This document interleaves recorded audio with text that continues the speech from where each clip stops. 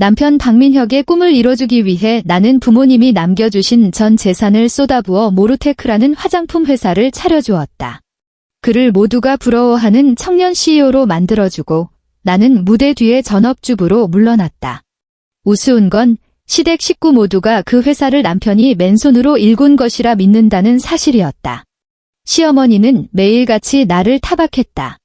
돈 한 푼 못 버는 주제에 우리 아들 덕에 먹고 살면서 어디서 늦잠을 자? 20명이 넘는 그의 가족들은 거머리처럼 회사에 달라붙어 피를 빨아먹었다. 그러다 나는 박민혁이 회사 돈으로 그의 내연녀에게 고급 아파트를 사준 사실을 알게 되었다. 좋다. 이혼 합의서에 도장을 찍은 바로 다음 순간 나는 그와 그의 온 가족에게 진짜 사장이 누구인지 그리고 누가 곧 파산할 기생충인지 똑똑히 알려줄 것이다. 나의 전쟁은 남편이 내 얼굴에 이혼 서류를 집어 던진 그 순간 이미 시작되었다. 아니, 어쩌면 그보다 더 전에 내가 더는 순종적인 꼭두각시로 살지 않겠다고 결심한 순간부터 시작된 것이리라. 공기 중에는 기름진 전 냄새와 손목에 바른 파스의 시원한 향이 뒤섞여 있었다. 오늘은 추석. 박씨 집안의 유일한 며느리인 나는 사흘 전부터 마치 프로그램이 입력된 로봇처럼 부엌과 거실을 쉴 새 없이 오갔다. 20명이 넘는 식구들의 차례상에 올릴 20가지가 넘는 음식을 준비하느라 새벽 4시부터 달이 뜰 때까지 꼬박 일했다. 온종일 전을 부치느라 손목을 삐끗했지만 시어머니는 그저 힐끗 쳐다보며 가볍게 쏘아붙일 뿐이었다. 유난 떨기는 내가 네 나이 때는 50명분 차례상도 혼자 다 차렸어. 힘들다는 소리 한 번 안 하고. 지연아, 넌 복 받은 줄 알아. 우리 아들 민혁이한테 시집와서 아무 걱정 없이 고작 집안일 좀 하는 걸로 엄살은? 그녀의 말은 무뎌진 내 피부에 박히는 가느다란 바늘 같았다. 복 받은 인생? 그래, 남들이 보기엔 나 김지연은 분명 복 받은 인생이었다. 남편 박민혁은 떠오르는 뷰티 브랜드 모르테크의 대표로 점고 유능의 경제 잡지에도 심심찮게 얼굴을 비췄다. 우리는 경기도 일산의 고급 아파트 단지에 살았고 외출할 땐 고급 세단이 우리를 태웠다. 하지만 누가 알까? 박민혁에게 화려한 날개를 달아준 이 회사가 사실은 내가 부모님께 물려받은 전 재산으로 세운 것이라는 걸? 내가 바로 회사 지분 90%를 보유한 절대 주주이며 그는 그저 내 손으로 세운 얼굴마담 대표이사에 불과했다. 이 비밀은 나와 그리고 내 변호사만이 알고 있었다. 처음 그는 한국 뷰티 시장을 바꾸겠다는 야심찬 포부를 말했지만 평범한 집안 출신이라 자본이 없다며 괴로워했다. 나는 그의 눈에 담긴 빛을, 그가 그리는 청사진을 사랑했다. 그래서 그를 앞에 내세우고 나는 그림자 뒤에 숨는 것이 그의 자존심을 지켜주는 최고의 방법이자 내 사랑의 가장 완벽한 표현이라 순진하게 믿었다. 나는 복잡한 서류에 서명하며 나 자신을 법률 서류에만 존재하는 이름, 차명주주로 만들었다. 결혼 7년, 나는 명문대 경영학과 수석 졸업생에서 남편과 시어머니의 눈치만 살피는 전업주부로 완벽하게 전락했다. 거실에서 박민혁은 마치 황제처럼 친척들에게 둘러싸여 있었다. 회사에서 마케팅 총괄이라는 직함을 달고 있지만 PPT 하나 제대로 만들지 못하는 그의 삼촌이 목소리를 높여 떠벌리고 있었다. 역시 우리 민혁이 형님은 대단해. 맨주먹으로 시작해서 이만큼 회사를 키웠으니 우리 박씨 가문의 자랑이야. 다른 사람들도 앞다투어 맞장구를 쳤고 시어머니는 입이 귀에 걸렸다. 그녀는 내가 막 깎아낸 과일 접시를 들고 다가가 자랑스럽게 말했다. 그럼 누굴 아들인데? 돈 쓸 줄만 알지 벌 줄은 몰라서 우리 아들한테 어녀사는 어떤 여자랑은 다르지. 그 순간 내 심장이 얼음물에 잠기는 듯 했다. 나는 오랜 시간 물에 불어 허옇게 쭈글쭈글해진 내 손을 내려다보았다. 그리고 거실에 앉아 당연하다는 듯 떠드는 저들의 얼굴을 보았다. 박민혁, 내 남편. 그는 시어머니의 말을 듣고도 그저 웃으며 술잔을 들어 올렸다. 모든 것을 묵인한 것이다. 나의 헌신이 지워지는 것을, 내가 무능한 기생충 취급을 받는 것을 그는 모두 묵인했다. 지난 7년간 그는 가족을 챙긴다는 명목으로 20명이 넘는 친인척들을 회사의 낙하산으로 꽂아 넣었다. 큰아버지는 후방지원부장이라는 이름으로 매일 신문이나 읽으며 차를 마셨고, 조카는 해외 시장 전문가라면서 영어 한마디 제대로 하지 못했다. 그들은 메뚜기 떼처럼 회사의 이익을 갉아먹고 진짜 능력 있는 직원들을 밀어냈다. 내가 민혁에게 이 문제를 제기한 것이 한두 번이 아니었지만 그는 늘 똑같은 말만 되풀이했다. 지연아, 다 한 가족인데 회사가 잘 됐다고 내가 어떻게 모른 척해. 당신은 너무 속이 좁아. 여자도 그릇이 좀 커야지. 그릇. 내 부모님의 피땀 어린 돈으로 당신네 기생충 가족들을 먹여 살리는 게 큰 그릇이란 말인가? 가슴이 꽉 막혀왔다. 마치 커다란 고구마가 목에 걸린 것처럼 숨을 쉴 수가 없었다. 나는 말없이 부엌으로 돌아와 산더미처럼 쌓인 그릇을 닦기 시작했다. 차가운 수돗물이 내 손을 씻어내리는 동안 내 마음속에 남은 마지막 온기도 조금씩 씻겨 내려갔다. 나를 무너뜨린 건 내 생일날이었다. 그날은 비가 내렸고 민혁은 회사에 긴급회의가 있어 밤을 새울지도 모른다고 했다. 나는 내가 직접 끓인 미역국과 그가 좋아하는 음식으로 가득 채운 식탁 앞에서 동이 틀 때부터 밤이 깊어질 때까지 그를 기다렸다. 그는 돌아오지 않았다. 전화 한 통, 문자 한 통 없었다. 다음 날 아침, 나는 지친 몸을 이끌고 장을 보러 가기 위해 지하주차장으로 내려갔다. 그리고 홀린 듯 그의 차에 있는 블랙박스를 켰다. 어쩌면 그 긴급회의에 대한 내용을 조금이라도 들을 수 있지 않을까 하는 생각에서였다. 녹음 파일이 재생되기 시작했다. 처음에는 지지직거리는 잡음이 들리더니 이내 뼛속까지 익숙한 목소리가 꿀이 떨어질 듯 다정하게 울렸다. 유라야, 안 추워? 히터 더 세게 틀까? 유라. 오유라. 회사에 새로 온 그 인턴. 늘 숭배의 눈빛으로 민혁을 바라보던 그 어린 여자의, 애교 섞인 여자의 목소리가 들려왔다. 안 추워요, 대표님. 대표님이랑 같이 있으면 어디든 봄 같아요. 속이 울렁거리며 뒤집혔다. 나는 운전대를 부서져라 꽉 쥐었다. 손톱이 살을 파고들었다. 녹음은 계속되었다. 내가 선물한 목걸이, 마음에 들어? 네. 너무 예뻐요. 근데, 이건 너무 비싼데, 제가, 바보야, 너한텐 얼마를 써도 아깝지 않아. 아, 그리고 회사법인 명의로 사준 아파트, 등기 이전은 잘 되고 있어? 마포구에 있는 거라 회사에서도 가깝고, 앞으로 우리 만나기도 편할 거야. 대표님, 저한테 너무 잘해주시는 거 아니에요? 제가 어떻게 보답해야 할지? 그 뒤의 대화는 더 이상 들리지 않았다. 귀에서 윙윙거리는 소리만 가득했다. 회사법인 명의, 아파트 매입, 마포구, 단어 하나하나가 독을 바른 비수가 되어 정확하게 내 심장을 찔렀다. 그는 내 돈으로, 내 부모님이 남겨주신 돈으로 그의 어린 애인에게 집을 사주고 사랑의 보금자리를 꾸며주고 있었다. 그리고 이 집의 정당한 아내이자 이 회사의 진짜 주인인 나는 그의 차 안에서 도둑처럼 숨어 그들의 파렴치한 애정 행각을 엿듣고 있었다. 7년의 결혼 생활, 7년의 헌신, 7년의 현모양처라는 꿈이 이 순간 산산조각 나버렸다. 다시는 붙일 수 없을 만큼 철저하게. 나는 울지 않았다. 눈물 한 방울 나오지 않았다. 나는 그저 운전석에 조용히 앉아 앞쪽의 회색 시멘트 벽을 아주 오랫동안 바라보았다. 차창 밖에 빗방울이 탁, 탁 유리창을 때렸다. 마치 나의 죽어버린 사랑을 위해 장송곡을 연주하는 것처럼. 그 순간 나는 각성했다. 드라마 속의 극적인 깨달음이 아니었다. 뼛속까지 파고드는 추위 끝에 찾아온 차가운 평온이었다. 김지연, 이 바보 같은 년 이제 그만 정신 차릴 시간이야. 나는 울고불고 난리를 치거나 집으로 달려가 그를 추궁하지 않았다. 그런 어리석은 짓은 그에게 방어할 기회만 줄 뿐이었다. 나는 일주일 동안 서재에 틀어박혔다.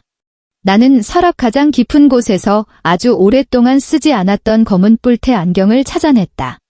안경을 쓰는 순간 렌즈 너머에 흐릿했던 세상이 순식간에 선명해졌다. 마치 앞으로의 내 인생을 예고하는 것처럼. 나는 더 이상 부엌을 맴돌던 박민혁의 아내가 아니었다. 나는 김지연으로 돌아왔다. 명문대 경영학과를 수석으로 졸업했던 바로 그 김지연으로. 나의 첫 번째 전화는 최 변호사님에게로 향했다. 그는 우리 집안과 막역한 사이였고 내 부모님의 유산 집행인이기도 했다. 당시 그는 무척이나 안타깝고 걱정스러운 마음으로 회사의 실질적 지배권과 경영권을 분리하는 법률 서류 처리를 도와주었다. 최 아저씨, 저 지연이에요. 내 목소리는 나 자신이 놀랄 만큼 평온했다. 전화기 너머의 최 변호사님은 잠시 놀란 듯 했다. 지연이, 오랜만이구나. 잘 지내니? 잘 못 지내요. 나는 단도직입적으로 말했다. 모르테크 설립 당시의 모든 서류와 제가 차명주주로서 가진 모든 권리에 대해 다시 검토하고 싶어요. 그리고 회사 설립 이후부터 현재까지 가장 상세한 재무 흐름 보고서가 필요해요.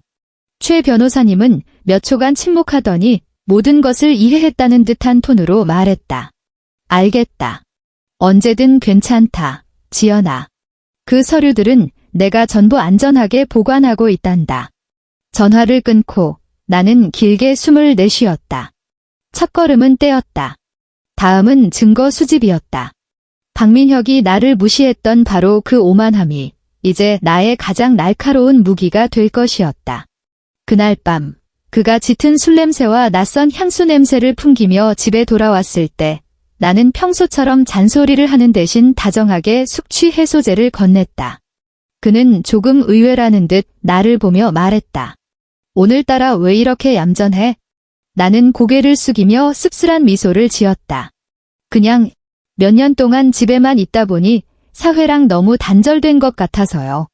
민혁 씨, 나 회사에 나가서 뭐라도 좀 배우고 싶어요.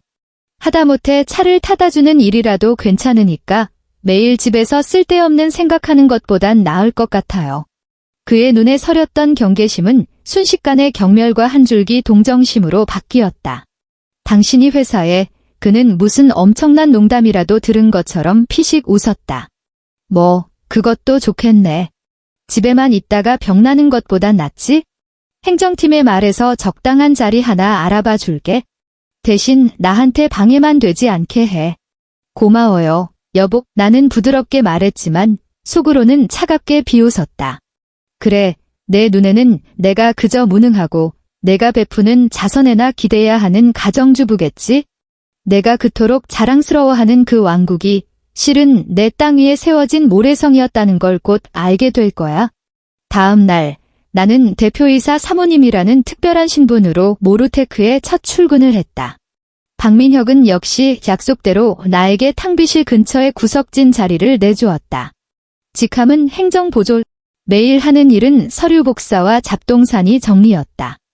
회사 직원들은 동정과 경멸이 뒤섞인 눈빛으로 나를 쳐다봤고 특히 박씨 집안 친척들은 내 앞에서 대놓고 수근거렸다. 저것 봐. 결국 못 참고 회사까지 기어들어왔네. 우리 대표님 감시하려고. 나는 전혀 신경 쓰지 않았다. 그들의 시선은 나에게 훌륭한 보호색이 되어주었다. 나는 매일 정시에 출퇴근하며 가장 수수한 오피스룩을 입고 가장 옅은 화장을 한 채 모든 사람에게 겸손한 미소를 지어 보였다. 나는 서류를 복사할 기회를 이용해 각 부서의 지출 결의서에 접근했고 잡동사니를 정리하는 척하며 재무팀의 서류 캐비닛 구조를 파악했으며 탕비실에서 커피를 타면서 회사 내부의 온갖 가십과 불만들을 들었다. 나의 목표는 재무팀의 이 팀장이었다. 그는 업무 능력이 매우 뛰어난 중년 남성이었고 회사에서 몇 안 되는 외부인 중 한 명이었다. 나는 직원들의 잡담 속에서 이 팀장의 요즘 상황이 매우 좋지 않다는 것을 알게 되었다. 박민혁의 처남이 올린 5천만 원짜리 허위 접대비 영수증의 서명을 거부했다가 박민혁에게 공개적으로 면박을 당하고 해고 위협까지 받았다는 것이었다. 나는 기회를 엿보았다. 그날 오후 이 팀장이 또다시 규정에 맞지 않는 결제 서류 더미 때문에 골치 아프게 관자놀이를 짚고 있는 것을 보았다. 나는 따뜻한 차 한 잔을 들고 다가가 그의 책상 위에 조용히 내려놓았다. 이 팀장님, 고생이 많으시네요. 그가 고개를 들고 지친 눈으로 나를 보았다. 사모님, 무슨 일이십니까? 나는 목소리를 낮춰 우리 둘만 들을 수 있는 음량으로 말했다. 팀장님은 정직한 분이세요. 이 회사가 벌레들에게 전부 갉아 먹혀서는 안 된다고 생각합니다. 그의 동공이 순간적으로 수축하며 경계심 가득한 눈으로 나를 바라봤다. 나는 물러서지 않고 그의 눈을 똑바로 마주하며 말을 이었다. 저는 남편을 감시하러 온 게 아닙니다. 저는 원래 제 것이었던 걸 되찾으러 왔어요. 팀장님께서 이중장부를 가지고 계신 걸 압니다. 세무서에 제출하는 것과 박민혁 대표에게 보고하는 것, 2개요. 저는 수정되지 않은 진짜 원본이 필요합니다. 이 팀장의 얼굴에서 핏기가 싹 가셨다. 그는 입을 번긋했지만 아무 말도 하지 못했다. 지금 대답하지 않으셔도 됩니다. 나는 차분하게 말했다. 하지만 한번 생각해보세요. 박민혁 대표가 약속한 달콤한 미래와 그가 팀장님을 대하는 방식이 정말 일치합니까? 만약 회사가 무너지면 그가 팀장님을 책임져 줄까요? 아니면 모든 책임을 재무 책임자인 팀장님께 떠넘길까요? 그 말을 남기고 나는 몸을 돌렸다. 그를 고뇌 속에 남겨둔 채 나는 씨앗이 심어졌다는 것을 알았다. 벼랑 끝에 몰린 양심 있는 똑똑한 사람은 가장 올바른 선택을 할 것이었다. 사흘 뒤 퇴근을 준비하는 나를 이 팀장이 불러 세웠다. 그는 별다른 말 없이 검은색 USB 하나를 내 손에 쥐어주며 나직이 말했다. 사모님, 여기엔 회사 설립 이래 모든 원본 재무 데이터, 박 대표가 친인척들에게 허위 급여를 지급한 기록, 그리고 법인 명의로 자산을 매입한 내역이 전부 들어 있습니다. 부디 조심하십시오. 나는 손안에서 미지근한 온기를 뿜어내는 그 USB를 꽉 쥐었다. 나는 그를 향해 깊이 고개를 숙였다. 감사합니다. 팀장님. 오늘의 결정을 절대 후회하지 않으실 겁니다. 집에 돌아와 나는 USB의 내용과 최 변호사님에게서 받은 자료를 교차 검증했다. 박민혁의 범죄 증거는 조목조목 소름 끼칠 정도로 명확했다. 그는 회사 돈으로 내연녀의 집을 사준 것뿐만 아니라 공사비를 부풀리는 방식으로 자신과 그의 부모님 명의로 강남에 또 다른 부동산을 매입했다. 그가 20명이 넘는 친인척들에게 지급한 급여 총액은 회사 연구개발비의 3배를 넘어서고 있었다. 내가 한때 깊이 사랑했던 남자, 내가 모든 것을 바쳐 일으켜 세운 이 남자는 처음부터 나와 내 회사를 무한정 인출이 가능한 개인 금고로만 여겼던 것이다. 컴퓨터 화면에 떠있는 차가운 숫자들을 보며 내 마음은 오히려 완전히 평온해졌다. 분노와 심장의 부서짐은 이미 지나갔다. 이제 남은 것은 정교한 계산뿐이었다. 나는 모든 증거를 종류별로 분류하고 상세한 보고서를 작성했다. 한 분은 최 변호사님의 팀에게 보냈고 다른 한 분은 나를 위해 남겨두었다. 판은 짜였다. 이제 그물을 거둘 시간이었다. 나는 박민혁에게 이혼을 요구했다. 그가 작은 계약 하나를 또 성사시키고 기분 좋게 들어온 어느 날 저녁이었다. 민혁 씨, 우리 이혼해요. 나는 소파에 앉아 그를 보며 날씨 이야기를 하듯 평온하게 말했다. 그의 얼굴에서 미소가 굳었다가 이내 그럴 줄 알았다는 식의 짜증스러운 표정으로 바뀌었다. 또 왜 그래? 김지연, 당신 제발 좀 감정적으로 굴지 마. 내가 밖에서 죽어라 고생하는데 집에서 좀 편하게 쉴 수 없게 해. 감정적인 거 아니에요. 내가 말했다. 진심이에요. 7년 동안 나 너무 지쳤어요. 더는 이렇게 살고 싶지 않아요. 나는 일부러 초췌하고 무력해 보이도록 연기했다. 마치 희망 없는 결혼 생활에 마침내 짓눌려버린 여자처럼. 박민혁은 내 말의 진위를 판단하려는 듯 나를 몇 초간 살폈다. 그리고 그의 눈동자 깊은 곳에서 내가 포착한 희미한 기쁨이 스쳐 지나갔다. 그는 아마도 내가 이런 냉대와 시집살이에 지쳐 제 발로 나가떨어졌다고 생각했을 것이다. 이것이야말로 그가 바라던 바였다. 그는 자연스럽게 나라는 조강지처를 버리고 그의 어린 애인과 당당하게 함께할 수 있게 될 테니까. 아내를 버렸다는 비난도 피하면서 그는 일부러 안타깝다는 듯 한숨을 쉬며 내 옆에 앉아 위선적으로 내 손을 토닥였다. 지연아, 당신이 그렇게까지 결심했다니. 나도 억지로 붙잡을 순 없겠지? 우리 부부 인연이 여기까지라니 나도 마음이 아프다. 나는 그의 정교한 연기를 보며 아무런 감흥도 느끼지 못했다. 심지어 웃음이 나올 뻔했다. 그 후 며칠 동안 그는 유난히 대범하고 효율적으로 움직였다. 그는 재빨리 자신의 변호사를 불러 이혼 합의서를 작성했다. 합의서의 내용은 내가 예상했던 그대로, 아니, 예상보다 훨씬 더 파렴치했다. 합의서에는 모루테크는 박민혁이 결혼 전 개인의 노력으로 이룬 성과이므로 나와는 무관하며, 따라서 회사의 모든 지분과 자산은 그의 개인 소유라고 명시되어 있었다. 그 대신 그는 관대하게도 우리가 현재 살고 있는 일산의 아파트를 내 명의로 이전해주겠다고 했다. 그의 변호사는 사무적인 말투로 나에게 설명했다. 박민혁 사모님, 아시다시피 모루테크는 박 대표님께서 혼자 힘으로 설립하신 회사이며 사모님께서는 어떠한 기여도 하지 않으셨습니다. 박 대표님께서 고가의 이 아파트를 온전히 증여하시는 것은 예정을 생각한 매우 관대한 처사입니다. 나는 합의서를 보고 할 만큼 했다는 표정으로 가득한 박민혁의 얼굴을 보았다. 그는 아마 자신의 과거를 너무 많이 아는 나를 아파트 한 채로 처리하는 것이 매우 수지맞는 거래라고 생각했을 것이다. 그는 몰랐다. 이 아파트의 대출금이 매달 회사 계좌에서 자동으로 빠져나가고 있다는 사실을. 더 웃긴 것은 그는 이 아파트가 속한 단지 전체의 부지가 이미 내 부모님 세대에 우리 집안에서 매입한 땅이라는 사실조차 모르고 있었다. 그가 말하는 증여란 결국 내 것을 가지고 나에게 선심 쓰는 척하는 것에 불과했다. 좋아요. 나는 펜을 들어 일말의 망설임도 없이 합의서 말미에 내 이름 김지연들 썼다. 박민혁의 눈이 순간적으로 빛났다. 그는 내가 다음 순간이라도 후회할까 봐 두렵다는 듯 서둘러 자신의 이름을 서명했다. 지연아, 그는 가식적으로 내 손을 잡으며 말했다. 우리 이혼했지만 앞으로 어려운 일 있으면 언제든 연락해. 그래도 우리가 그럴 필요 없어요. 나는 내 손을 빼내며 차갑게 그의 말을 끊었다.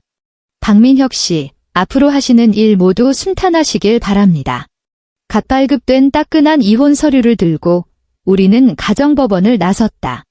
박민혁은 슬픈 척조차 하지 않았다. 그는 거의 콧노래를 부르며 자신의 차로 빠르게 걸어갔다. 나는 그가 차에 타자마자 급하게 휴대폰을 꺼내는 것을 보았다. 동시에 내 휴대폰도 진동했다. 한 친구가 보내온 박씨 집안의 가족단체 채팅방 캡처 화면이었다. 우리가 이혼 서류를 받은 바로 그 순간 박민혁은 단톡방에 희소식을 알렸다. 나 이혼했다. 드디어 자유다. 채팅방은 순식간에 축제 분위기가 되었다. 그의 여동생이 가장 먼저 답장했다. 오빠 축하해. 드디어 그 재수없는 여자한테서 벗어났네. 그의 삼촌이 맞장구 쳤다. 잘됐다. 오늘 밤 무조건 파티해야지. 장소는 회사로 하자. 어차피 이제 회사는 우리 박씨 집안 천하잖아. 그리고 나의 전 시어머니, 나를 늘 눈엣 가시로 여기던 그 여자는 장문의 메시지를 보냈다. 내 아들. 드디어 정신 차렸구나. 엄마는 그 여자가 너한테 안 어울린다고 처음부터 말했잖니. 돈도 못 버는 게 맨날 죽상이나 하고 있고 진작에 쫓아냈어야 했어. 너무 잘됐다. 우리 아들 드디어 혹됐네. 오늘 밤 파티 열어서 축하하자. 나는 휴대폰 화면에 박힌 그 날카로운 글자들을 보며 입가에 차가운 미소를 지었다. 혹. 재수 없는 여자? 박씨 집안의 천하. 좋아. 파티라고. 당신들의 축하 파티에 내가 특별한 이벤트를 좀 더 해주지. 나는 법원 앞 계단에 서서 휴대폰을 꺼내 최 변호사님에게 전화를 걸었다. 나와 박민혁의 이혼 합의가 법적으로 효력을 발휘한 지 정확히 30초가 지난 시점이었다. 최 아저씨, 시작하세요. 전화기 너머로 최 변호사님의 침착하고 힘있는 목소리가 들려왔다. 알겠다. 지연아, 축하한다. 새로운 인생의 시작을. 오후 3시, 모루테크 사옥. 탕비실에서 나의 전 시어머니가 친척 무리에게 거품을 물며 장밋빛 미래를 설파하고 있었다. 내가 너희들한테 말하는데 이제 민혁이가 새 장가 들면 지금 그 김지연보다 100배는 나은 애가 들어올 거야. 그때 되면 너희들 직급도 다 올려줘야지. 이 회사는 이제부터 우리 박씨 집안 세상이라고. 친척들은 연신 고개를 조아리며 아부를 떨었다. 그들의 분위기가 최고조에 달했을 때 회사 정문이 열렸다. 검은 정장을 입고 선글라스와 이어피스를 착용한 경호원 10명이 일사불란한 걸음으로 들어섰다. 그 압도적인 기세에 사무실 전체가 순식간에 조용해졌다. 그들 뒤로 최 변호사님과 그의 변호인단이 서류철을 든 채 엄숙한 표정으로 따랐다. 저, 누구를 찾으시나요? 안내 데스크 직원이 벌벌 떨며 물었다. 최 변호사님은 그녀를 무시하고 사무실 중앙으로 직진했다. 경호원들은 재빨리 양옆으로 경계선을 쳐서 박씨 집안 친척들을 분리했다. 다른 두 팀은 한 팀은 대표이사 사무실로 직행했고 다른 한 팀은 순식간에 재무팀을 장악했다. 박민혁은 이 갑작스러운 상황에 놀라 사무실에서 뛰쳐나왔다. 당신들 누군데? 누가 들여보냈어? 경비. 경비 어딨어? 최 변호사님은 그를 차갑게 쳐다보며 서류 한 장을 꺼내 들었다. 박민혁 씨, 우리는 모르테크의 절대주주를 대리하는 법무법인입니다. 지금부터 회사에 대한 긴급회계 감사 및 자산실사에 들어가겠습니다. 절대주주, 박민혁은 천하의 웃기는 소리를 들었다는 듯 코웃음을 쳤다. 내가 이 회사 대표고 최대주주야. 당신들 뭐 잘못 알고 온 거 아니야? 바로 그때 내가 변호인단 뒤에서 천천히 모습을 드러냈다. 나는 고급스러운 검은색 정장 스커트 세트로 갈아입고 10cm 높이의 하이힐을 신었다. 머리는 한 올해 흐트러짐 없이 빗어 넘겼고 얼굴에는 정교하고 차가운 화장을 했다. 박민혁은 나를 보고 동공이 격하게 흔들렸다. 김지연, 내가 왜 여기에 있어? 나는 그를 쳐다보지도 않고 최 변호사님 손에서 마이크를 건네받아 회사 내부 방송 시스템에 연결했다. 나는 목을 가다듬고 맑고 차가우며 어떤 감정도 싣지 않은 목소리로 회사의 모든 공간을 향해 나의 판결을 선고했다. 모르테크 전 직원 여러분께 알립니다. 저는 김지연입니다. 아마 여러분 중 몇몇은 저를 박민혁 대표의 전 아내로 알고 계실 겁니다. 하지만 오늘 저는 저의 진짜 신분으로 여러분께 다시 제 자신을 소개하고자 합니다. 저는 모르테크의 지분 90%를 보유한 절대주주 김지연입니다. 방송이 나가는 모든 곳에서 정적이 흘렀고 이내 억누르지 못한 경악의 숨소리들이 터져나왔다. 박민혁과 그의 가족들을 포함한 모든 직원들이 괴물이라도 보는 듯한 눈으로 나를 쳐다봤다. 나는 말을 이었다. 주주총회의 긴급 결의에 따라, 다시 말해 저의 결의에 따라 금일부로 박민혁 대표이사의 모든 직위를 해제합니다. 회사는 박민혁 본인을 상대로 업무상 횡령, 직무유기 및 배임 혐의로 형사 고소를 진행할 것입니다. 관련 증거는 10분 전 서울중앙지방검찰청에 제출되었습니다. 박민혁의 얼굴이 새하얗게 질렸다. 그는 비틀거리며 한 걸음 물러서더니 나를 향해 손가락질하며 입술을 떨었다. 너 무슨 헛소리야. 무슨 증거가 있다고. 증거. 나는 차갑게 비웃으며 곁에 있던 변호사에게 고갯짓했다. 변호인단은 즉시 움직여 박씨 집안 친척들의 손에 서류를 한 부씩 쥐어주었다. 동시에 내 목소리는 방송을 타고 건물 전체에 울려 퍼졌다. 회사는 아래 23명의 직원을 즉시 해고 조치합니다.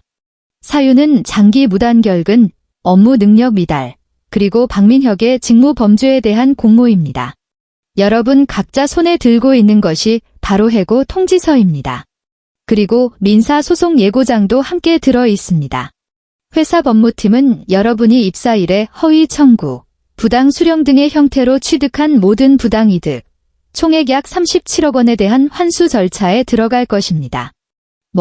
박민혁의 삼촌이 가장 먼저 비명을 질렀다.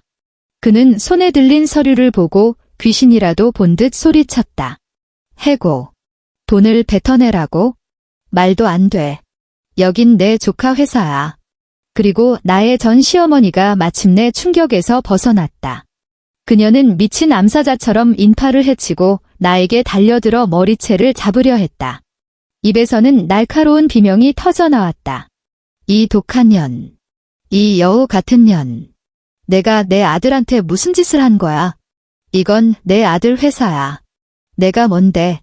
덩치 큰 경호원 2명이 즉시 달려들어 마치 병아리를 채가듯 그녀를 단단히 붙들었다.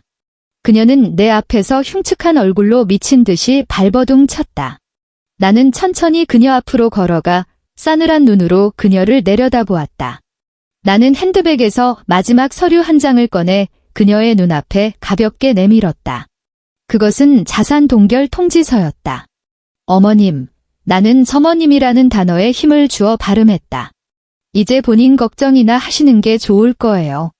아드님 박민혁 씨 명의의 모든 개인 재산, 그가 방금 회사법인 명의로 그의 내연녀 오유라 씨에게 사준 마포구의 고급 아파트, 그리고 그가 몰래 어머님과 아버님 명의로 빼돌린 강남의 부동산까지 모두 작물로 간주되어 동결 및 강제 경매에 들어갈 겁니다. 그가 횡령한 회사 자산을 변제하는 데 쓰일 예정이고요. 나는 잠시 말을 멈추고 공포로 커진 그녀의 눈을 보며 마지막 비수를 꽂았다. 아, 그리고 참고로 하나 더 알려드릴게요. 지금 어머님이 딛고 서 계신 이 모루테크 사옥 건물과 이 건물이 서 있는 이 땅 전부 제 개인 명의 김지연의 소유입니다. 그러니 10분 안에 당신과 당신의 가족들 모두 내 땅에서 당장 꺼져주세요. 전 시어머니의 비명이 뚝 그쳤다. 그녀는 눈을 한번 뒤집더니 그대로 정신을 잃고 쓰러졌다. 세상이 마침내 조용해졌다. 박민혁과 그의 내연녀의 결말은 조금의 반전도 없었다. 업무상 범죄의 증거는 명백했고 액수가 커 그들은 나란히 몇 년의 실형을 선고받았다. 경제적 기반을 잃은 박씨 집안도 철저히 몰락했다. 내가 부당 이득 환수 소송을 건 친척들은 모든 원망을 박민혁의 부모에게 쏟아냈다. 매일같이 집에 찾아와 빚 독촉을 하고 저주를 퍼붓고 싸움을 벌였다. 그들이 그토록 자랑스러워하던 가족에는 가장 추악한 촌극으로 변질되었다. 그들은 수없이 내게 전화를 걸고 문자를 보냈다. 저주에서 애원으로 바뀌었지만 나는 일절 무시하고 모두 차단했다. 그 거머리들에게는 완벽한 단절이 유일한 자비였다. 나, 김지연은 모루테크의 대표이사로 정식 취임했다. 내가 가장 먼저 한 일은 결정적인 순간에 나를 도와준 이 팀장을 회사의 CFO로 승진시키고 절대적인 재무 감사권을 부여한 것이었다. 다음으로 나는 박씨 집안에 밀려났던 진짜 유능한 옛 직원들을 모두 불러 모았다. 높은 연봉과 스톡옵션을 약속하며 그들의 복귀를 청했다. 나의 지휘 아래 회사는 대대적인 개혁을 단행했다. 우리는 허울뿐인 모든 마케팅 프로젝트를 중단하고 모든 자금을 제품 연구 개발과 기술 혁신에 쏟아부었다. 나는 경영학과 시절의 지식과 시장에 대한 날카로운 감각을 이용해 직접 팀을 이끌고 몇 개의 새로운 제품 라인을 개발했다. 1년 후 모루테크의 실적은 스캔들에도 불구하고 하락하기는커녕 오히려 수직 상승했다. 주가는 3배로 뛰었고 업계에서 진정으로 주목받는 다크호스로 떠올랐다. 이야기의 마지막은 햇살이 가득한 어느 오후였다. 나는 넓고 환한 CEO 집무실에 앉아 있었다. 이곳은 한때 박민혁의 공간이었지만 이제는 디자인부터 작은 소품 하나까지 모두 나 김지연의 흔적이 새겨져 있었다. 나는 창밖으로 보이는 광화문 광장에 끝없이 이어지는 차들의 행렬을 보았다. 지옥 같았던 그 결혼 생활이 마치 전생의 일처럼 아득하게 느껴졌다. 나는 와인 캐비닛으로 다가가 나를 위해 샴페인 한 병을 땄다. 황금빛 기포가 크리스탈 잔 속에서 즐겁게 피어올랐다. 나는 잔을 들어 올렸다. 복수의 성공을 축하하기 위해서도 자업자득의 길을 걸은 그들을 비웃기 위해서도 아니었다. 나는 건배한다. 부엌의 기름때 속에서 자신을 잃었다가 배신이라는 폐허 위에서 다시 일어선 그 여자를 위해 나는 건배한다. 앞치마를 벗어 던지고 다시 갑옷을 입은 채 자신의 왕국을 되찾고 더 눈부시게 건설한 김지연을 위해 나는 창밖 하늘을 향해 나 자신에게 조용히 속삭였다. 고생했어, 지연아. 다시 돌아온 걸 환영해. 잔 속의 샴페인이 자잘한 빛을 뿜어냈다. 마치 지금 내 눈에 담긴 빛처럼. 그 빛은 더 이상 누군가를 비추기 위한 것이 아니었다. 오직 나 자신의 세계를 밝히기 위한 빛이었다. 엔드.